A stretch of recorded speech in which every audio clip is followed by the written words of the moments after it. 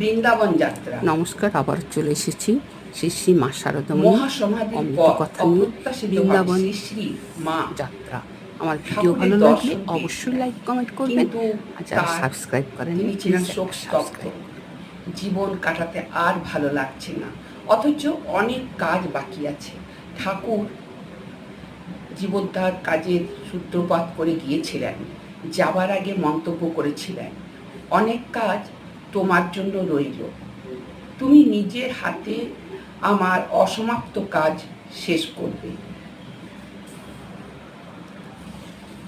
ঠাকুর নেই, শ্রী শ্রী মার অন্তর কাতর হয়ে পড়েছে। তার অন্তরঙ্গ ভক্তরাও এখন শোক সাগরে নিমজ্জিত। তাই শ্রীমা বৃন্দাবনে যাবার পরিকল্পনা করলেন।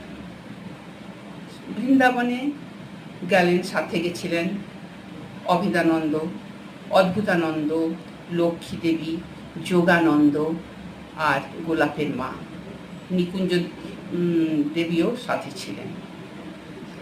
সেখান থেকে দেওঘরে নেমেছিলেন, সেখানে মন্দির দর্শন করে আবার গাড়িতে চেপেছিলেন।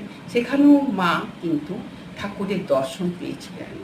প্রকৃতস্থ হয়ে বলেছিলেন, আমি স্পষ্ট ঠাকুরকে দেখতে পেলুম। আমাকে হাত ধরে মন্দিরে নিয়ে এলেন। কাশী থেকে আবার অযোধ্যায় ফিরলেন।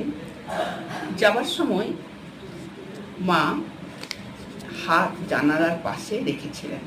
ট্রেনে যাচ্ছিলেন, হঠাৎ যেন বাবা ঠাকুর তাকে বললেন, কি গো, হাতে তোমার কবচ আছে, জানালার পাশে হাত বাড়িয়েছ, কেউ তো চুরি করে নেবে। মায়ের জন্য ঘুম ভেঙে গেল। সত্যি তো, যদি চুরি হয়ে যায়। মা হাত থেকে কবচ খুলে একটা টিনের বাক্সে রেখে দিলেন।